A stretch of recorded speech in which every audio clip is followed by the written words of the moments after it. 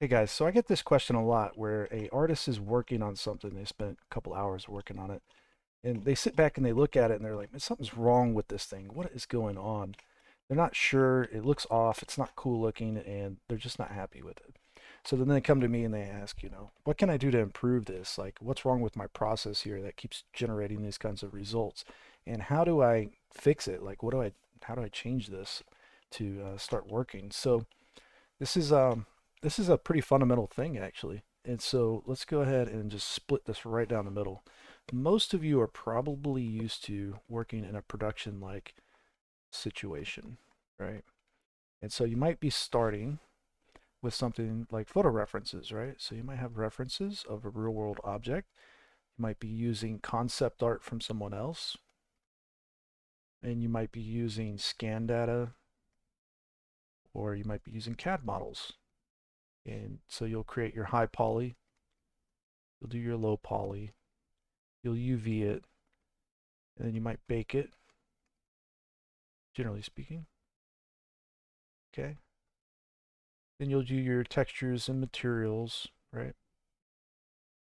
Might rig it, animate it if you're doing the animation side. If I could do an M, that'd be great. All right, that's good. That's all we're going to get out of that. Anyways, so you might animate it, and then eventually you put it out to the game engine probably as well, generally speaking. So you might have to create additional stuff like LODs and whatever else, right? So you're probably used to doing this whole part here, but there's another whole half that you usually don't touch, and that's pre-production, right? And sometimes these go hand in hand with each other. So just keep that in mind. And why am I splitting it? Because in reality, you can kind of do these back and forth at the same time, but it's going to take a little while to get there to understand that process. So you can actually split it if you need to, where over here, you're focusing on art fundamentals first. So you're thinking about things like form, right? You're thinking about function. You're thinking about your composition, right? You're thinking about your shapes, your primary, secondary, tertiary shapes, patterns, right? And how those all go together, the flow of it, right? It's also part of composition. But here is where it gets interesting. It doesn't matter what medium you use. You don't have to work in digital. You can do traditional as well. Matter of fact, like the island on Moana, the island of Tafiti, it was sculpted in clay first. They took a photo of it, and then they actually took it to Photoshop and photo bashed it and illustrated it over there. So as the concept, anyways. And so medium doesn't matter. You want to work with traditional clay, you can do that. If you want to make cardboard cutouts and put together something crazy with that, I guess you could do that too.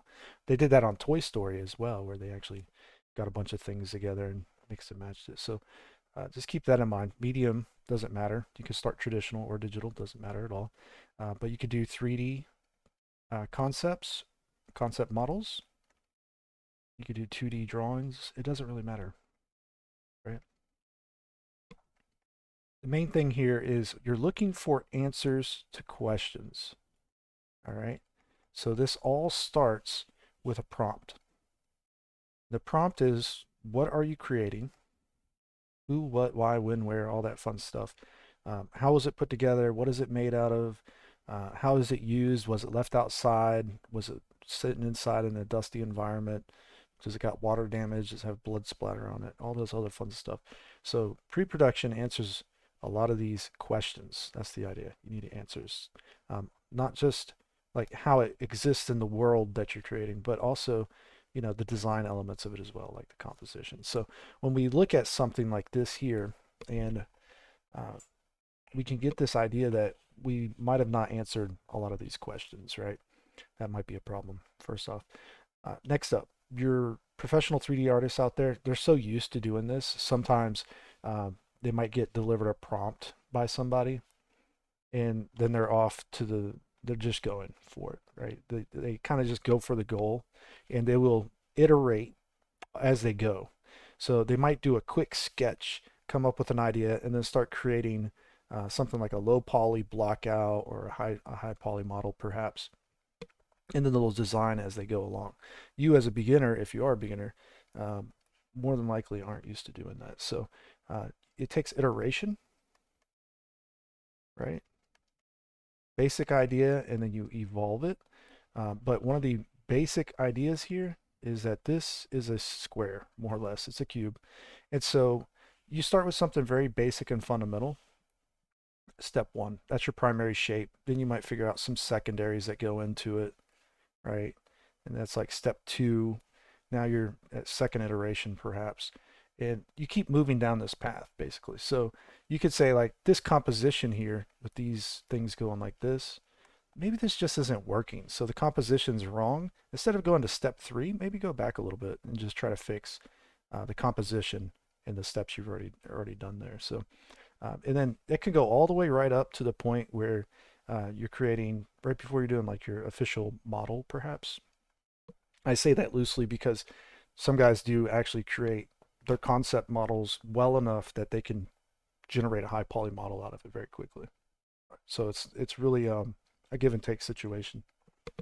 This becomes almost like a rotating circle at some point instead of being a direct straight line down the middle.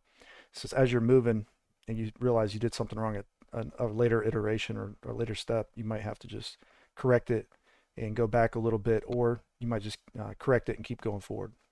And generally speaking, it should kind of go like that. It should just kind of keep going forward for the most part, but occasionally you'll have to go back. That's the idea. All right, so when we analyze a model that we're working on, I'm going to go ahead and get rid of these annotations real quick. We'll do another set of annotations.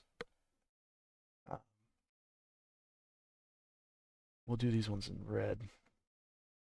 You need to just take a second and look at what's going on here. These lines, what do we got going on? Got the 3D cursor. Let's use surface. These lines here are very pronounced. Okay, and they do that number. And I don't think it's that interesting as far as the shape goes. So like we're doing a square and it's just like okay. It's not that great or nothing. So we could probably make this a lot better if we changed it up. For example, that line just continues going down this way now. So it's like meh. And then this kind of same process takes place down here a little bit. It's kind of the same deal, right? So like it looks okay, but it just looks off, and that's because the composition, the proportions of it all, just they're okay. They're not really that great, and it's not that interesting overall. So this is where you need to think about really spending some time on the pre-production side of things where you're just designing. Now, a lot of you guys, a lot of, competent 3D artists, they can design in 3D and just, click and move. The thing is that a lot of you guys that are just getting into the idea of designing in general, you're going to struggle with this quite a bit because there's a process to it that makes it a little bit more complicated. Like using a lot of booleans, for example, can kind of mess you up because you got to stop and correct things that go wrong sometimes. And so if you're not real fluent with your tools, it's going to actually slow you down, and you need to become more competent at it, but that takes time. There's nothing wrong with that. However, because when you're doing pre-production, you can work however you want. Whatever works best for you, use that method. For me, myself anyways, what I like to do is actually do drawings, just regular drawings, nothing special at all. And so let me see if I can't get, I don't know why Krita came in like that. Let me restart it real quick. Okay. I'm going to be using a program called Lazy Nizumi. Okay. And Lazy Nizumi has brush smoothing massive. We're going to put that to use here in a second. All right, and Krita's still acting up. Let's do full screen. There you go. All right, so new design document A3, just sketching and drawing. A lot of people say, do I have to be good at drawing and sketching to create 3D art? No, you don't have to. It helps, and that's because it forces you to focus on your fundamentals, basically. All right, and so Lazy Nizumi, I'm going to activate it by hitting Control F3, and it's going to turn it on for Krita. But if I hit Control F2, I can turn it on and off. So I'm going to turn it off for now. One thing I do want to mention here is that there's a bunch of different drawing techniques, right? And some of them are more powerful than others in certain situations. But if I drop the opacity of this layer, I use black, I use a marker. If you just sketch and draw with a fat marker, let's say you're doing like a car, like the interior of a vehicle, you can come up with ideas super fast, and they might not be perfect perspective or anything, but you can come up with them super fast at least, right? And so we can barely see what's going on here, but we have an idea something is about to be made here in this area. Like the overall perspective might be okay, but it's got some volume going already, and it's very, very loose drawing. Like there's nothing to this. So if I do another layer on top, I use this hard round brush, right? And now I turn on brush smoothing, maybe. I'm gonna hit tab, go full screen. There's a reason I like to do full screen. I'm gonna talk about it in a sec, but we can start to say like, we know where we want things to kind of go. We can do another kind of loose sketch over the top of it if we needed to, right? So we can kind of figure out like kind of shapes we're going to be generating here and all that fun stuff. So we can kind of mimic them across the perspective there and all that fun stuff. Maybe this comes up a little bit higher and it goes down like this. Okay. And so this can be pretty rough at this point. It doesn't really matter. You have to figure out your shapes, your main forms. That's the main thing you're going for. Your main forms, and you can worry about making them look nicer later on because you can always drop the opacity on this and then re-go over it. So working iteratively on your designs, right? But this is going to give you something to shoot for, which if you just started doing 3D modeling right off the bat, you're not going to have anything to shoot for. Now, the way to bypass all of the problems you're facing, generally speaking, because what you're trying to do is work on the fly and you're just not used to doing that, um, it helps to just look at references, okay? Look at references constantly. Look at it as much as you look at your 3D model, and that's going to help you kind of elevate those design choices up a little bit. But it won't do all the work for you either. So just keep that in mind. And so, but once you have the basic understanding of what it is you're creating, maybe this isn't quite the way you want. You can go around and you can tweak it, but you can also start to figure out things like where you want like your cup holders or where you want panels. And so this is going to give you a little bit, at least a little bit more of a clearer indication of what you're trying to do as far as like shapes go. And so you'll be able to kind of work these things out. Not to mention that when you're doing something really complicated like a car interior, this is layered, lots and lots of layers going on. So you're trying to figure out like how you're gonna piece everything together with all these different little components because there's like a lot of like vinyl or leather, like maybe wrapped around one another. And then there's like these little crevices, and so look at references for sure. But you have to keep in mind your art fundamentals there with like flow because like this little section might flow into the door, and then the door might have like a little armrest here. Maybe it flows back in like that, right? So there's all kinds of ways you can create interiors, but you have to kind of do it very meticulously because there's so much going on. And if you were working at like a car manufacturing company and they were like, hey, we need you to design this interior for this vehicle, like how would you go about doing it, right? Maybe look up how actual vehicles are manufactured, first of all, and you're going to get blown away by that when the first time you see it.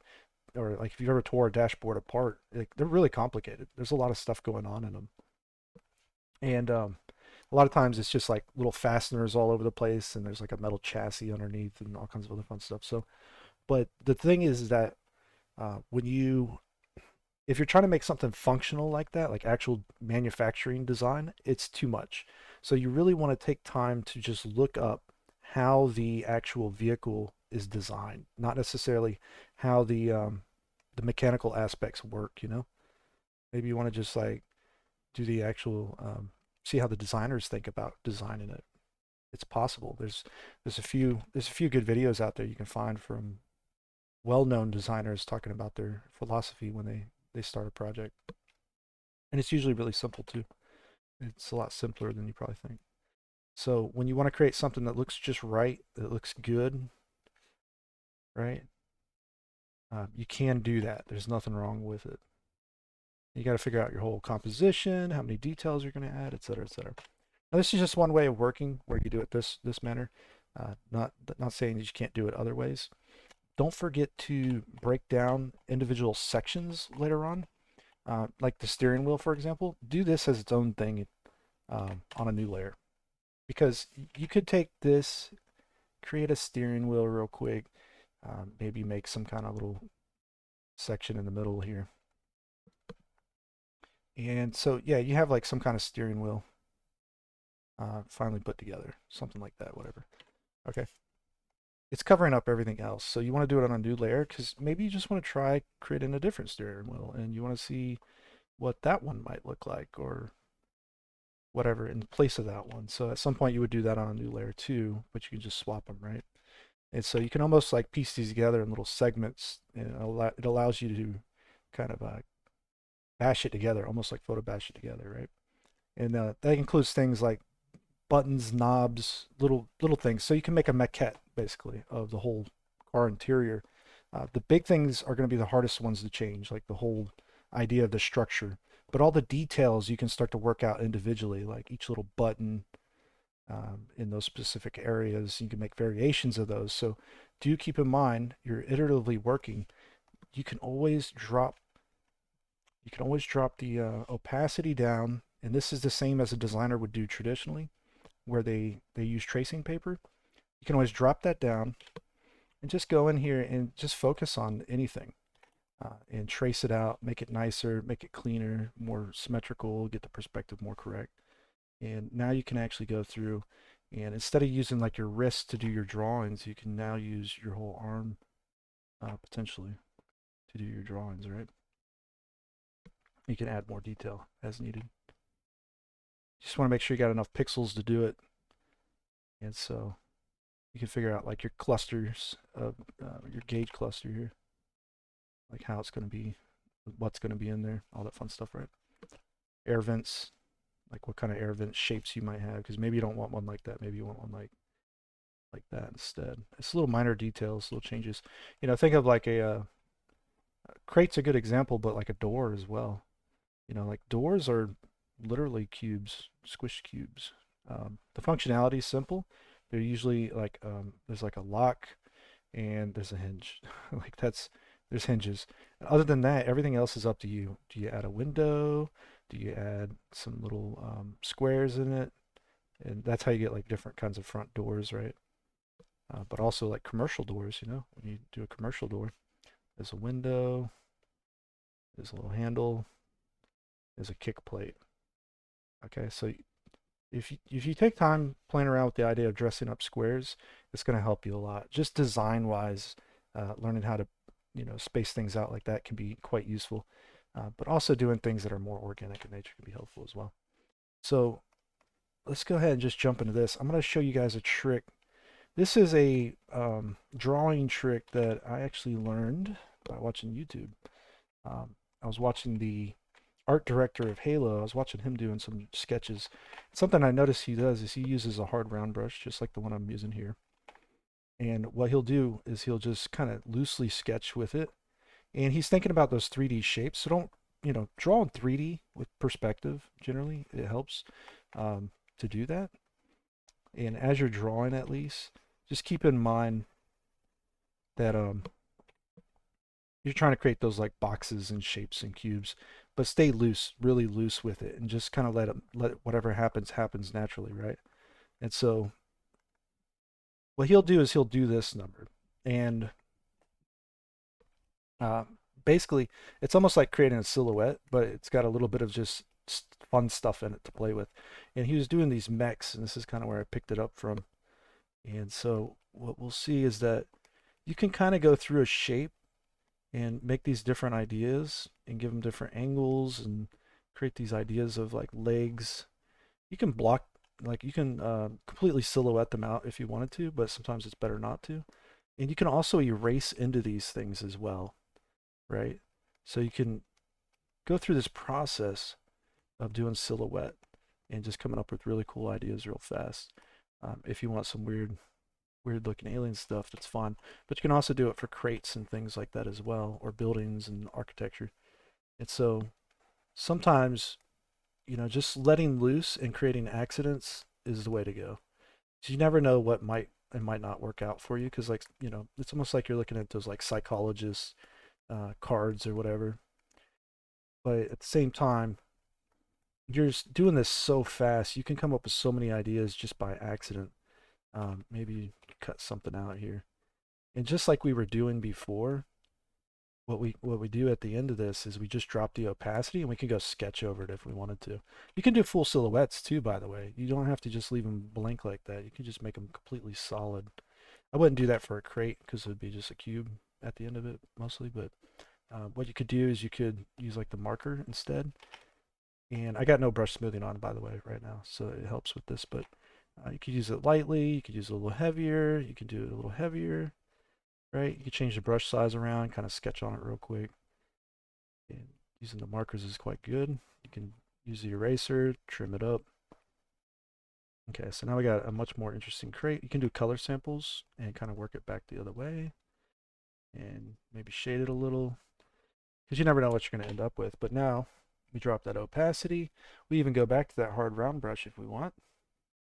You could use a sketchy kind of pencil type brush and go over these very loosely again and get even more cool kind of stuff out of it. But you could just use that hard round brush. I'm going to reset it. Use black. Drop the opacity of the layer. Create a new layer on top. And uh, now we can go through this and say like, well, this is kind of interesting as a crate. Maybe I'm going to change the brush size a little bit, but it's like a thumbnail size right now. And so maybe it has like a little cylinder back here. Maybe it has like a little panel here. Maybe it drops down. You see what I'm saying? So we can get really cool results almost by accident without even trying for the most part. And that's the point of this technique, right? Because like you would probably never think about doing these kinds of shapes or designs or patterns otherwise. It just probably wouldn't happen. Not saying it wouldn't, but it probably wouldn't. And so this gives you something to look at and something to shoot for, some kind of direction. And mix this up while looking at references, right? So we come up with this very big primary shape, and we come up with this crazy amount of detail um, that we haven't really even thought of. But the thing about that is that it's so generic sometimes it still doesn't answer all your questions. So you have to spend some time deliberately going through this and figuring out the answers to some of your questions that might remain, right? So we got like a weird panel thing going on here. I don't know what the heck's going on here, but let's just do that. And so I need to determine if I'm gonna split it and how. And is this like a pipe coming out right here? I don't know why there would be a pipe coming out of it, but sure. Maybe we run it all the way back over here and it's got like some kind of refrigeration in it or something. You know, like it's a medical cooler or something. Maybe it has like a weird bottom here and it's got some like weird stuff going on. Who knows? See, I probably need to work on the forms on this side because I don't know what's going on, but we certainly can do this. This looks like a little air tank thing to me. I don't know. Right here.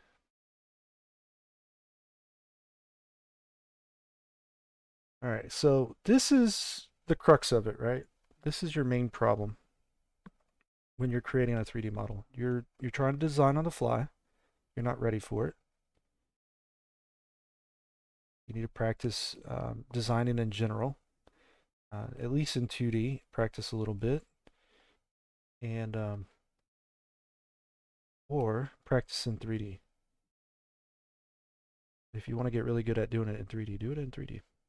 You're not going to create necessarily great models at first, but you have to get it. You have to start doing it in order to understand it. Like this shape here is like cylindrical shape here, whatever this thing is. We can define the form a little bit more, and then but we can break up the shapes of these things as well. So if I wanted to make like a little warning label here on the front, I can do that. This pipe I want to connect. I still don't know what this pipe is doing. Might need little circles in it to identify that's a pipe still. Okay, and so this is still like a very, very rough sketch. I might need to add some more detail to it. Maybe I want to add an extra bevel here or like a little layer going up. Maybe this is just some kind of like little mechanical thing in here. Maybe we want to do a little drop down like that. It has to be moved by a forklift, so maybe we add a little boundary here for a forklift. It would be left side heavy if the forklift picked it up in this area. So just keep that in mind. So we might need to make it more symmetrical. And some of this stuff you can fix while you're 3D modeling as well. You can actually play around with this idea in 3D and iterate at the same time. So you can do a 3D concept model. Don't worry about creating a production model. Just start working on it and see what you can get going on. So like some of your line up here. Yeah. There's a lot of vagueness in this still. You're going to have a hard time getting it all perfect exactly how it looks, but you'll be able to get it pretty far at least. And so yeah, like maybe there's like a little pipe here that drains because it's a freezer or something. I don't know. There's like a little drainage pipe thing. And you might want like screw holes in certain areas. Maybe you want decals, so you can say like maybe you want to say this is freezer. You know, put a name on it or something, some kind of corporate name or something like that. The freezer 1000. You know what I'm saying? Okay. And hey, is that great artwork? No. Did it just happen though? Yeah. And so does that look more interesting than this thing? By far, right? And it doesn't take no time to get to this point. So do this for whatever it is you want to create, whether it is, and you go to, basically you go to blockout from this if you wanted to. If you establish the main shapes first, you can always try chiseling into them with booleans.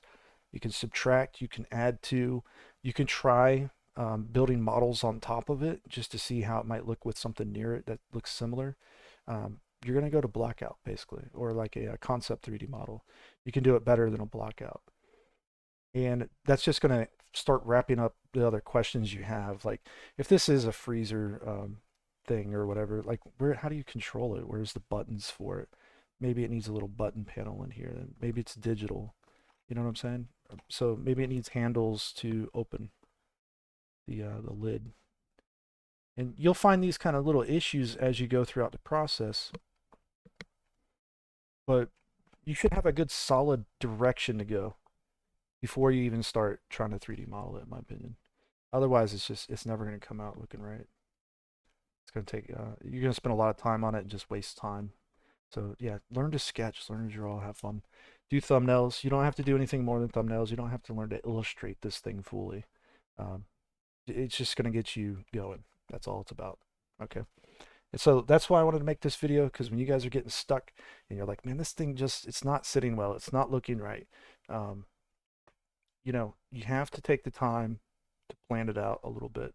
And you have to take the time to block this stuff in.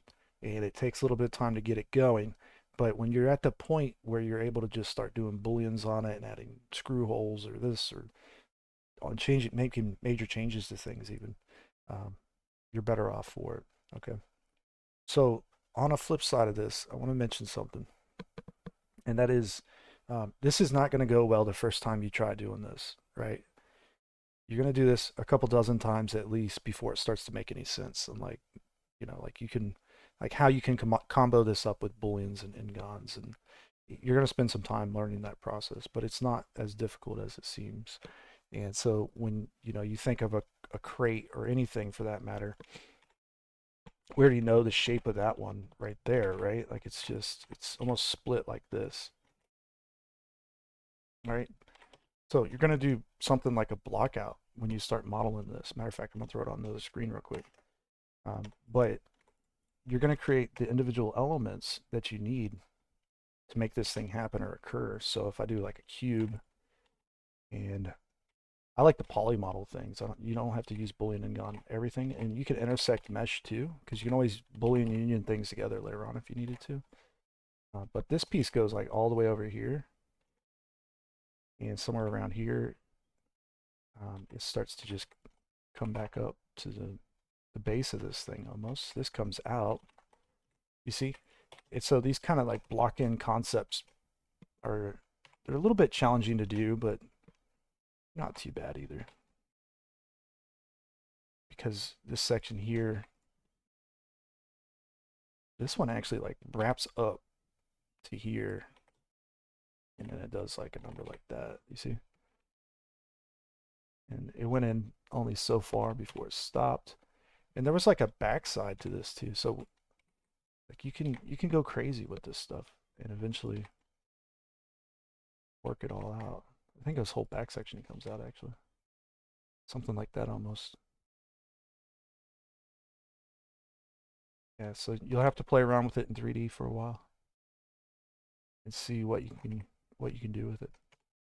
Some things you'll separate later on, like the lid will be its own object at some point, right? So you don't leave it all as a solid shape because this has to open. This is why a lot of times guys are using box cutter and they'll use the slice tool because that lid there is something like right here. And so that should be its own kind of thing here at some point, right? So if I convert that to a mesh, it should be able to open from this back section here. Like at some point. Oh, did I not move it? There you go. Should be able to open at some point like that, and there'll be an interior. So like this whole section here though, I'm gonna use a cutter. Shift click. I could have did this with the weighted normal, but then I don't like the way they work sometimes. So like that section was like that. I want to grab the back face. There you go. Pull it up. That's more in line with my reference. It also doesn't cut all the way to the edge, so it's more like that. Okay. Up here, you could do things like planes.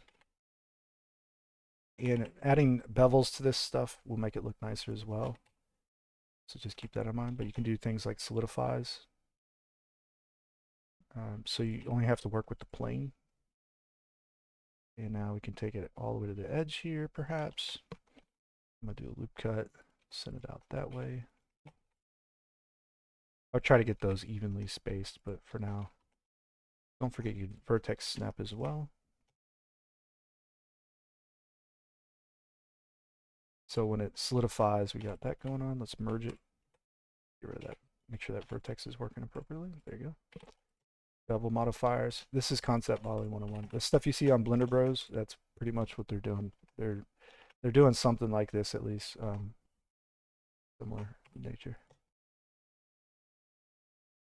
You guys always wonder what videos I've watched or what other YouTubers I might pay attention to. Yeah, I got a lot. There's a lot of guys I watch actually. If you want to check out a guy that does Boolean Ngon workflow really well, check out Ben Bolton's channel. He does a really good job with it. I think this is more flush here actually, not that extruded. So I might have to do a number like that. There's a lot of stuff we could do here, guys. Like we could spend a minute trying to mimic that thing now, right? So I don't know why I moved that window. Yeah. So just remember, there's a lot of stuff in here we can kind of play around with as far as ideas go. And so because of that reason, I don't think this is quite right. It's too framed up. I'm gonna get rid of it. Instead, I think it's more like a almost like a bevel here of sorts. And then maybe something like that. And that would give me a chance to do the cut here that I want.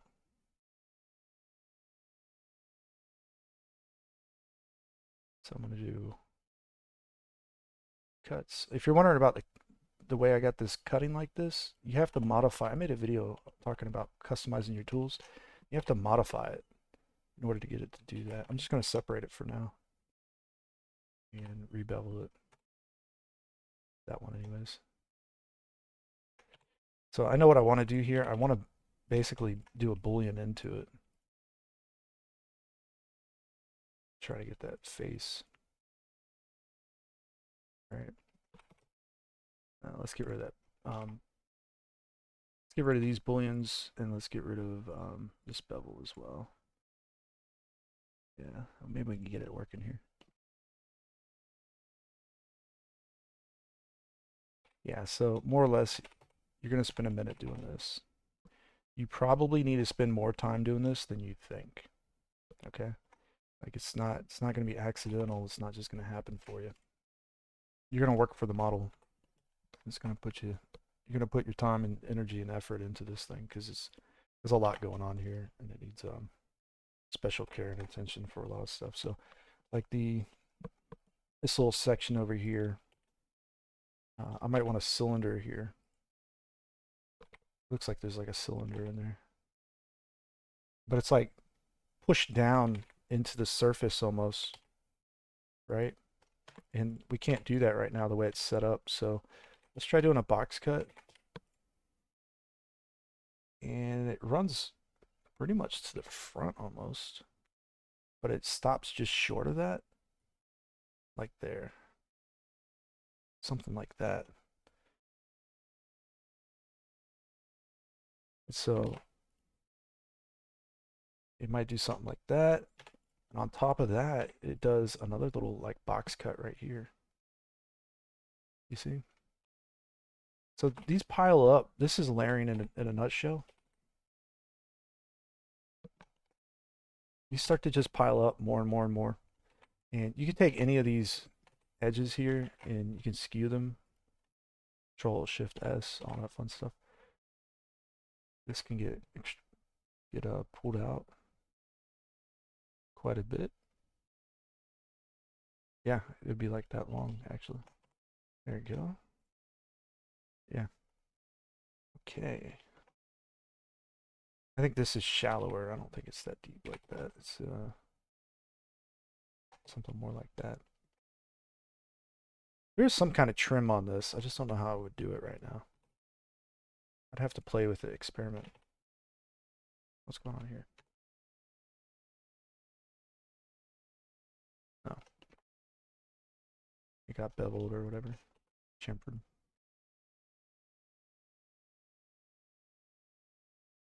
Yeah, so little things like that too.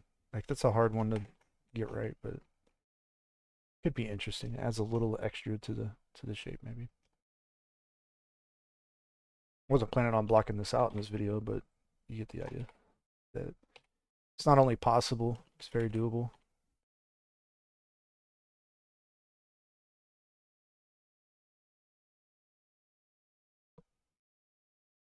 I think I'm gonna move that one up right there. Yeah. And it's the size of that section there, so.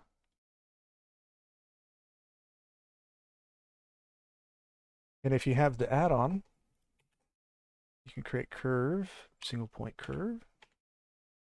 See, the single point curve was on the 3D cursor. And this is that curve machine add-on that machine just put out. So I can grab between these two, subdivide once, grab that, pull it down. Something around there should work. Out this way a little bit actually.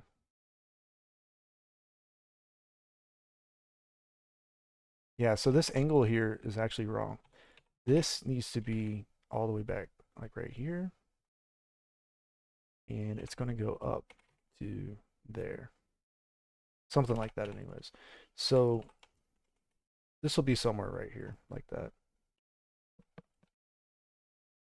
Now I can take this and I can give it some depth with the add-on. And I can also blendulate it a little bit. Change the resolutions there. Okay. And this might be a little bit thicker. I don't know if I want to do that because it kind of messes it up a little bit, but let's see if I just move it down if that's easier. And I could just pull that down a little. There. Maybe not even that far. Let's do it right here. And pull that up a little. There we go. It's more lined up. Cool. And so we can do some boxes. Let's do kind of a cut here. I'm going to take the edges and pull them in. I'm going to do, I was going to do an array. I don't know if that's the right answer. They're thicker in the reference, but it does something like this anyways.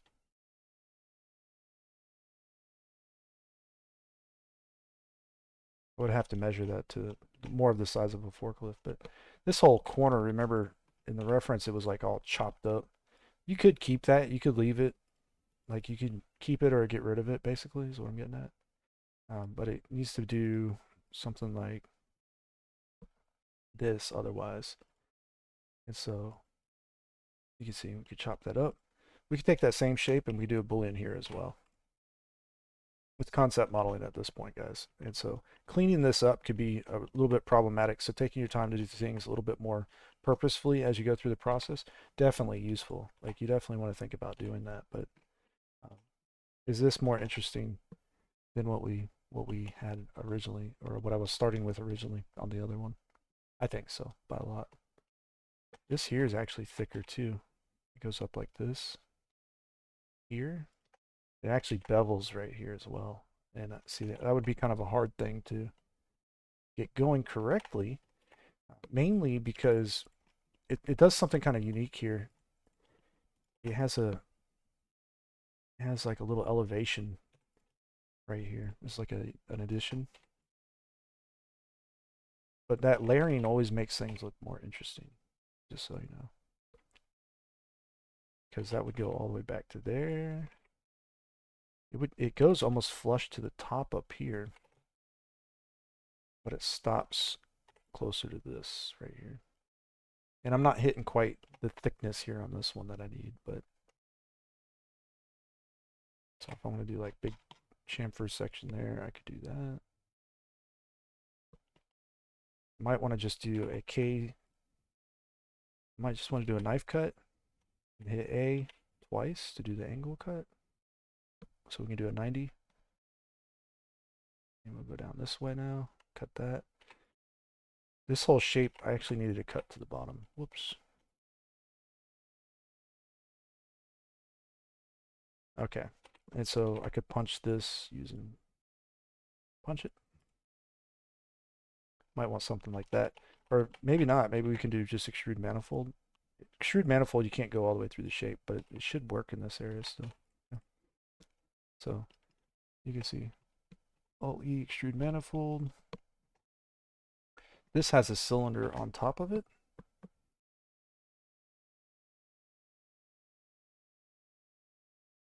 All right.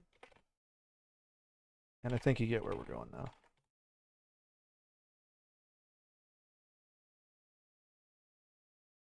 Yeah, maybe this even hangs over the back somehow. I don't know. And yeah, we can create a mess of just stuff all over the place for sure. You know, we want little variations to the shapes, of course. We want to make sure they all fit appropriately as well. Like they're not everything should be intersecting badly like that, right? Unless they're all attached somehow. Maybe it does attach, maybe it doesn't. Maybe this shape here needs a cylinder around it so that we can punch it into that one, right? So it'll work out in that area a little bit nicer. See what I'm saying? Now that other cylinder, of course, probably doesn't need these extra little edges here. Probably just needs to be flat, right? That means this here could probably get a chamfer or a bevel or both. You're gonna have to work your edges, of course, but you'll get to it at some point. All of it will start to make more and more sense, and yeah, so much more interesting, in my opinion. Sometimes overdoing it's not good. You might end up doing something a little too much, and at that point, you probably don't want to do that either. So I just want to put that little cylinder in there, and then we'll call it here for this video because we'll be here all day otherwise. This is why guys usually do time lapses on really complicated things, but I think we'll be all right with that little cylinder piece. So just like the other one had the cylinder, this one now has a cylinder, but maybe we don't do it the same way. Maybe we do it like really, really generic, small like that.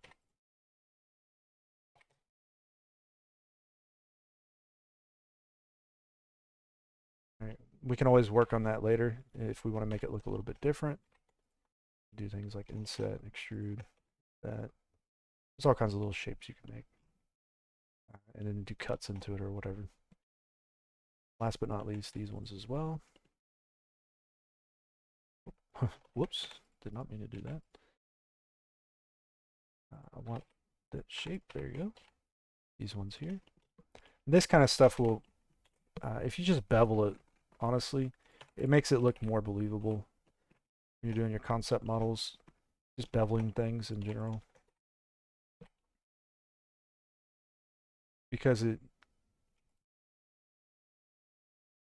it's just that like when you don't do that little bit of extra, you don't get like that edge detail on it. You know, so it doesn't ever feel like right, you know what I'm saying? You gotta figure out those edges sometimes, and like, is this a tank or like what is this thing, right? If it's just a cylinder, it could be a hinge, it could be a barrel or something, I don't know. It could be all kinds of different things, but is it a tank or is it not? You need to figure those questions out while you're modeling.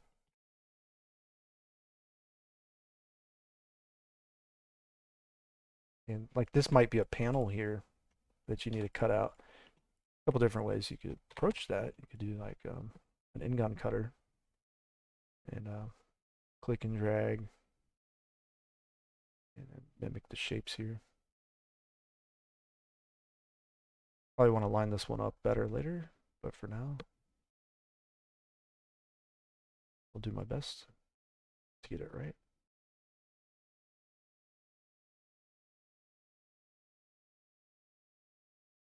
You can middle mouse click with box cutter to do that. I'm going to click, shift click, okay, and the entire back face here, if I can get a hold of it. We can inset, again, hold control, and pull it up. See? So we could do a number like that if we wanted to. And bring it all the way back up or just a little bit lower. But it's something we could do potentially. You could also use like solidifies to do kind of things like that, but it's up to you really. If I bevel that shape, I don't even know if it'll work. Oh, it's already beveled because of that. That's one of the weird things about the bevel setup here. So you gotta be careful with it. If we add another bevel after, what we should see is, yeah, it kind of kills it off. It acts weird. So, yeah. You'd have to convert it to a mesh probably, or, oh, look, I even messed that up. That's my bevel weight up. No. All right, fine. Bevel weight. What did I do? What did I do to get that result?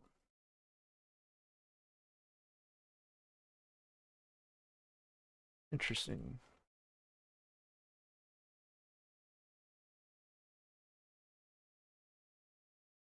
Can't control Z to get that undone for some reason.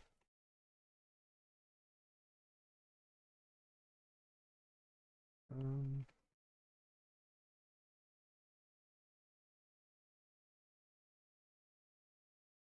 hmm. Did I delete the wrong bevel? Is that what's going on? It's possible. We could use a regular bevel, I guess, if we wanted to. Let's just do a manual one here. It's two edges you gotta grab though. Whoa. Whoa. Let's get rid of it a second.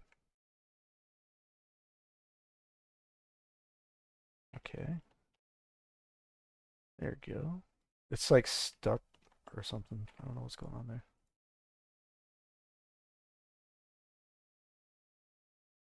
Oh, you gotta bevel both of them with the bottom, apparently. That's what it was. Alright, that's what's going on, apparently. Yeah, it doesn't quite line up the way I want, but that's okay. We'll fix that problem right about now.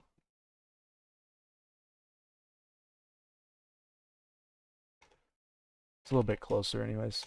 Probably have to redo that one. I think you get the idea. So you can weight the normals on this at some point and continue adding more bevels and more edge detail and all kinds of other fun stuff, I'm sure.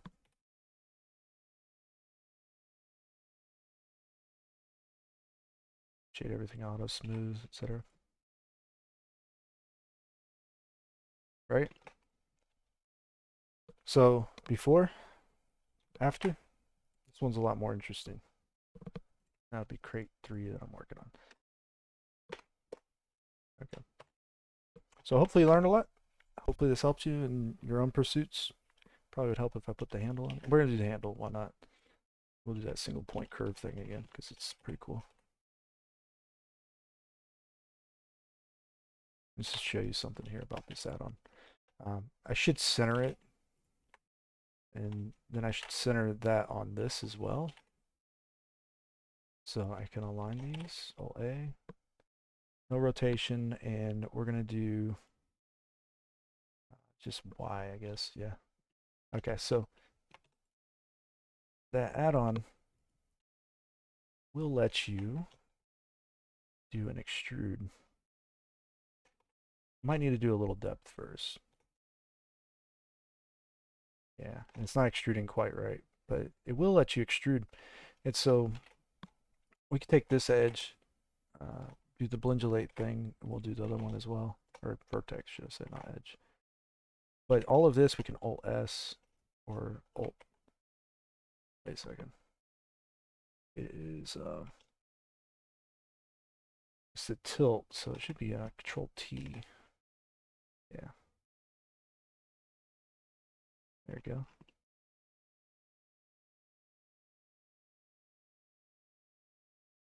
So it's not quite perfect, but it's good. All right, cool. So we should be able to change the depth again.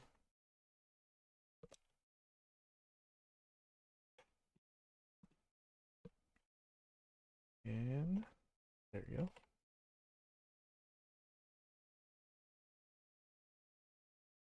You can actually mirror these, which is kind of interesting. So you can go across the axes. I'm going to press Control A, apply rotation real quick. Oh, you see the tilt's now messed up. That's awesome.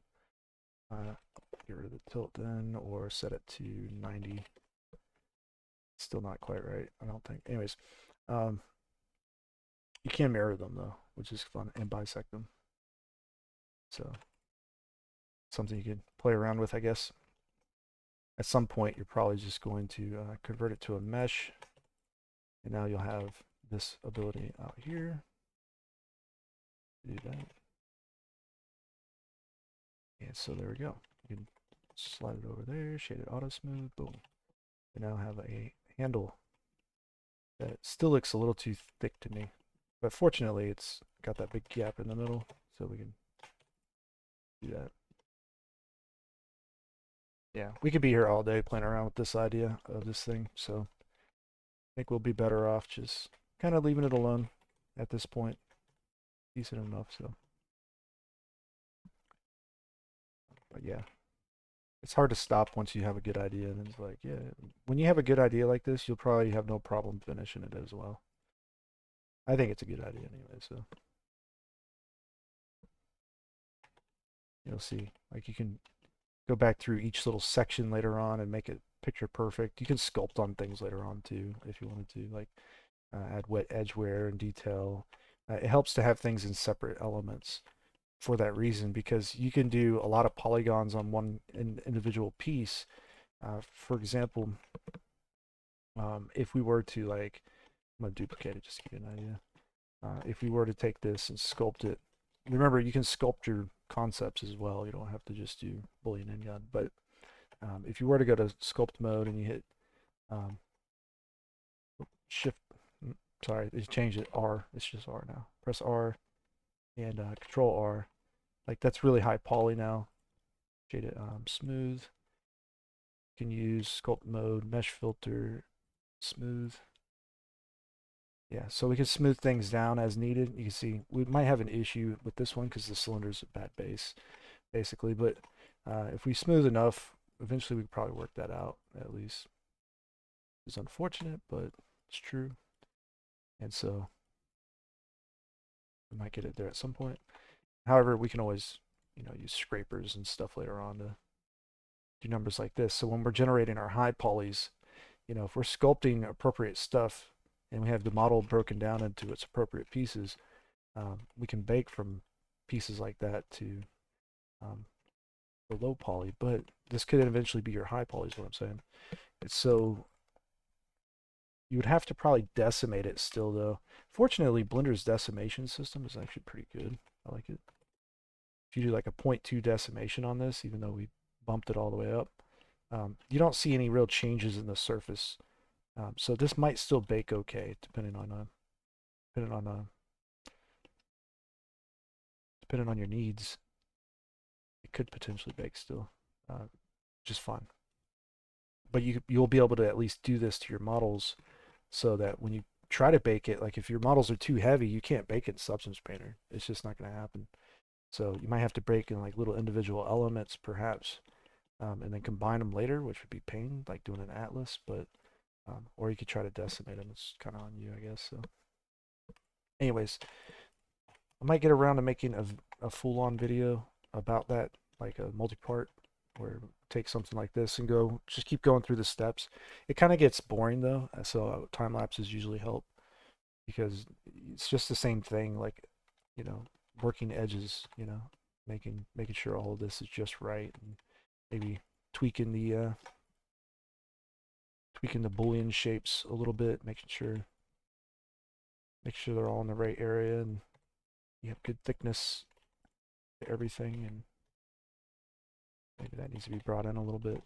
Solving topology issues. It's not that fun to watch those kinds of things, generally speaking. Even in a time lapse, it can take a minute. So,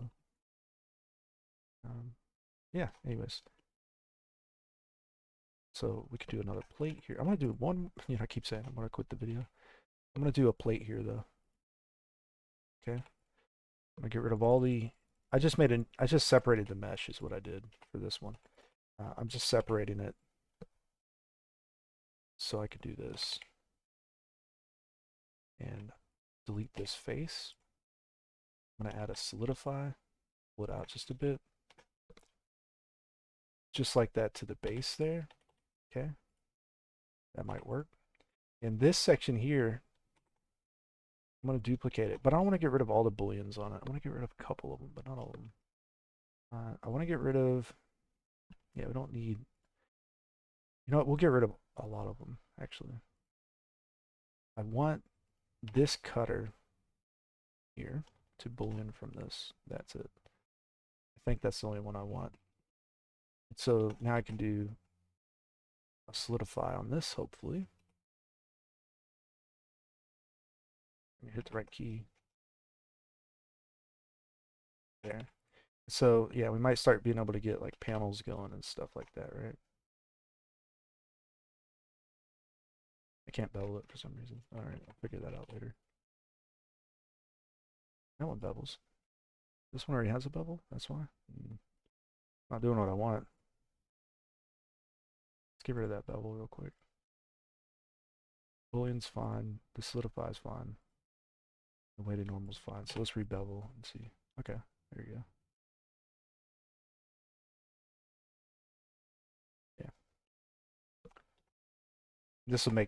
This will look better when you have materials on it as well. So sometimes it doesn't look like much without materials at all. And you'll have to work it out. I think this would be nice with the chamfer on it, I think. But because it's a Boolean shape, we can't really, we can't do much with it right now. You can create chamfers and bevels with Booleans. It just doesn't always go quite the way you want it to. You see? You clamp it, it might work out, who knows? Yeah, for me it doesn't always work out though. So little edge detail there. That's nice.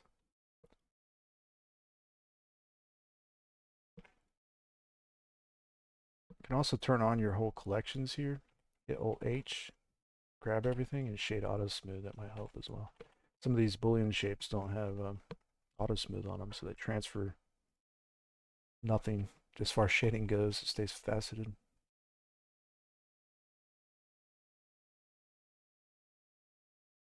These ones could benefit a lot. Oh, that went crazy. Okay. Probably should do these all at the same rate. I'm not going to worry about it right now, but I would copy the value and set it up to do what I want. This is the polishing kind of stage that you can do on your concepts, but you don't have to. You don't have to necessarily. Like we already had a good idea of what was going on with this model beforehand, so it's not really like required, but it won't hurt nothing, that's for sure. We would have to do something similar anyways later, but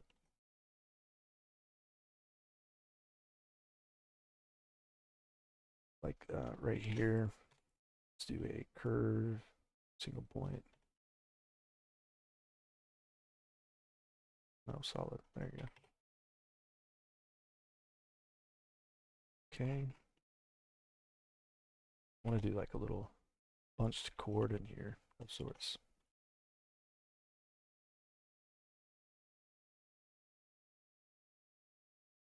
I'm just freely moving it out. Doesn't really matter where it ends up.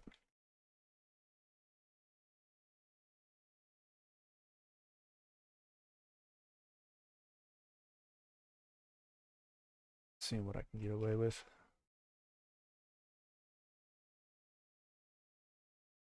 Yeah, not going to be perfect on that one, unfortunately. This would still probably be better as a Bezier curve, not a poly curve.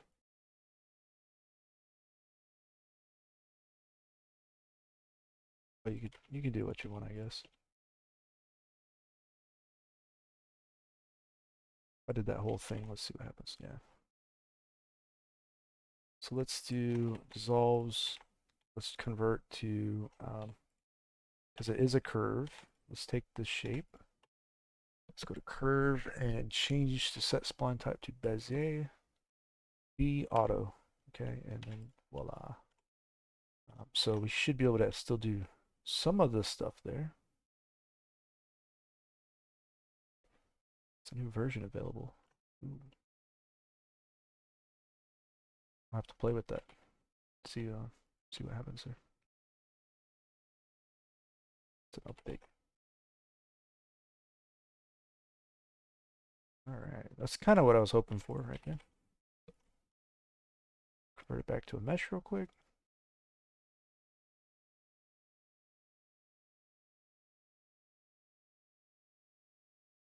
Oops, that's not what I want.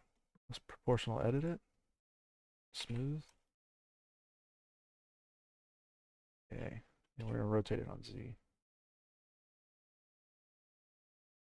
And I'm gonna pull it out just a tiny bit like this. Because this here, I just want to create a little bracket that goes in, or a little, you know what I'm saying, a little thing like that.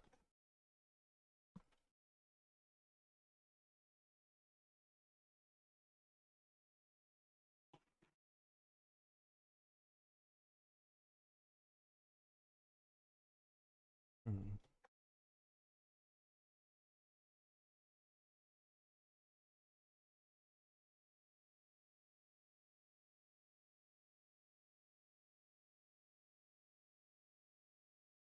Almost got it right, not quite.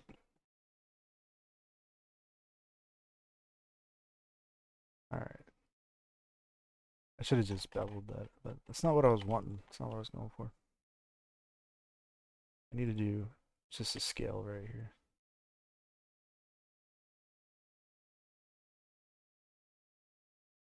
Maybe something like that.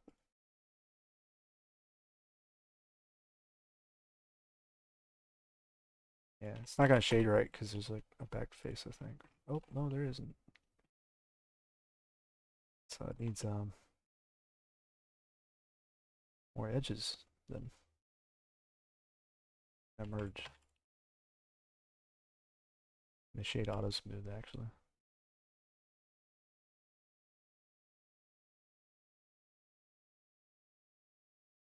All right. Anyways, enough fooling around with that one. We could be here all day.